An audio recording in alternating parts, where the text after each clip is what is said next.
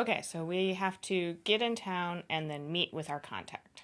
I walk up to the gate. Great. As you approach the gates, there's a guard there, and he stops you and he says, "All right, what is it that you're doing in town?" Oh, we're just here to meet some friends at a tavern. Okay, make a deception check. So that's a 10. A 10. Okay.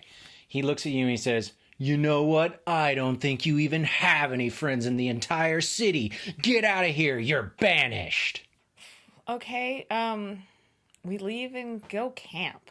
So the situation like that has happened at so many tables that I've been a part of, and I'll be the first to admit, as a DM, I have created that situation or situations very similar to it. So when I say you're using deception wrong, what I'm talking about is you might not need to be making deception checks or having your players make deception checks, because what purpose is it serving, and are you kind of hurting your own game? First of all, let's take a look at deception rules as written. Okay, so if you really want to, you can pause this, or it's on page 178. But basically, it is very all-encompassing and vague, and I think on purpose. This is saying that anytime you're trying to bend the truth or tell a fib or blatantly lie to someone's face, either with your actions or your words, that is a deception check.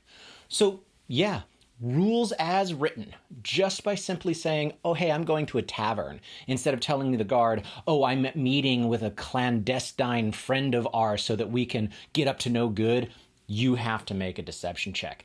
But I mean, think about that. When's the last time you were in the store and someone said, "Hey, can I help you find something?" You knew what you were looking for. You didn't know where it was, but you just tell them, "I'm just browsing." Okay, well, rules as written, that's a deception check. Or someone asks you how you're doing. You're having a crappy day, but you're at a restaurant and you know that the social contract says that you just tell them, "Oh, I'm fine, thanks."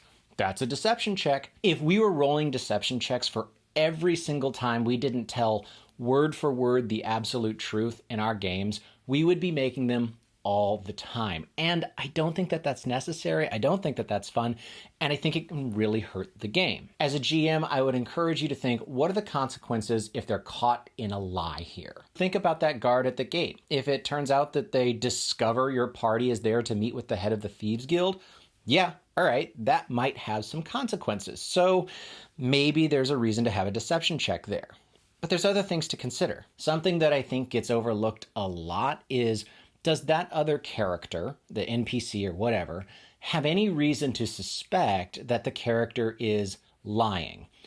Or do they care if the character is lying?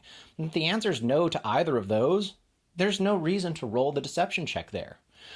That guard stands at the front gate and asks people, what are they there for? They probably ask hundreds, maybe thousands of people that every single day if it's a large city in your campaign. They're expecting to hear something along the lines of, "I'm here to trade, I have family in town, I'm on urgent business, I'm having drinks with a friend." I don't think that there's any reason for that guard to immediately suspect that these 4 random people that they don't know from any other person are lying to them, especially if the lie that the guard is hearing is the exact type of thing that they're expecting to hear. Now, in a slightly different situation, maybe you really do need a deception check there. If it is a side gate and it's late at night and the guard sort of sees them sneaking around or being really quiet as they approach, well then yeah, maybe that guard has a reason to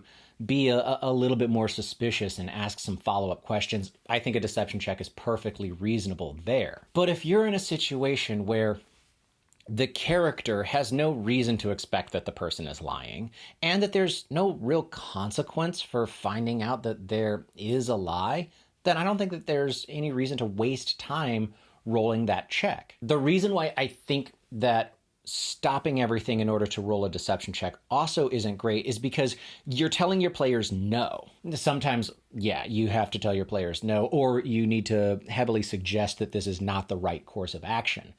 But a lot of the times, just telling them no, well, it stops the story. It can stop the fun. That player maybe has a reason why they're having their character tell just a little bit of a fib right there. Say yes and, or yes but. We've talked about those in other videos. But say yes to them and see where they're trying to help this story go, instead of stopping the action, saying no, and then rolling dice. And what happens if they fail it? Okay, well, all of a sudden they can't get into the town. Now, you as a GM, well, you needed them to be in that town, right? And now they're not there. So they're going to have to spend a lot of time coming up with some other way to sneak into the town. And now things are a lot worse for them if they do get caught. If that's not a part of your story to begin with, then why bother doing that? You're making things more complicated and more dangerous and probably a little bit more frustrating for your players, and there was no reason to. So the next time that your characters tell a little fib, just for the sake of moving things along, or because the fib is exactly what would be normal to say in that type of situation, instead of calling for a deception check, I think that it's much more fun and interesting and reasonable to just go with what it is that they say. We want to say a huge thank you to all of our patrons, and especially to Black Dragon Gaming. If you like what we do and you want to be a part of this community that makes it happen, check out patreon.com/rollforinitiative. Most of what I've been talking about is whether or not you need to bother with a deception check from the GM's point of view. But I also sometimes think that players are using deception checks incorrectly.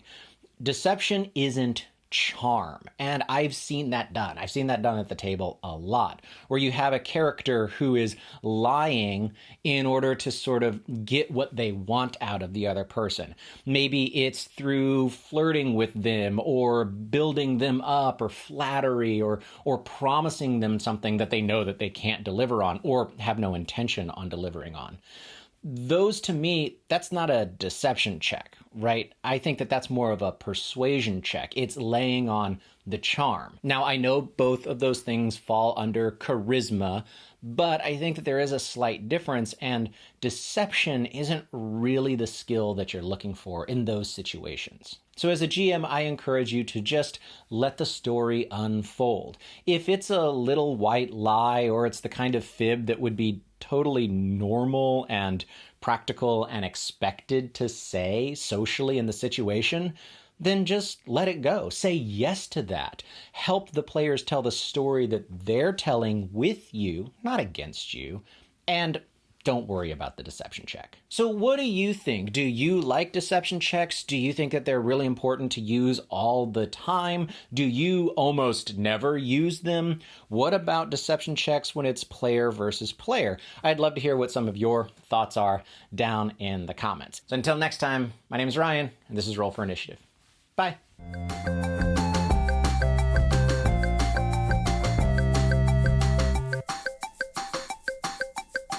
Earlier, I put the rule up on the screen. I know what's written there. So if your comment is just, well, in the book it says, yeah, I know. You obviously didn't watch the whole video. So let's have a conversation here about deception checks, when you should and when you shouldn't use them. I'm looking forward to seeing what you have to say.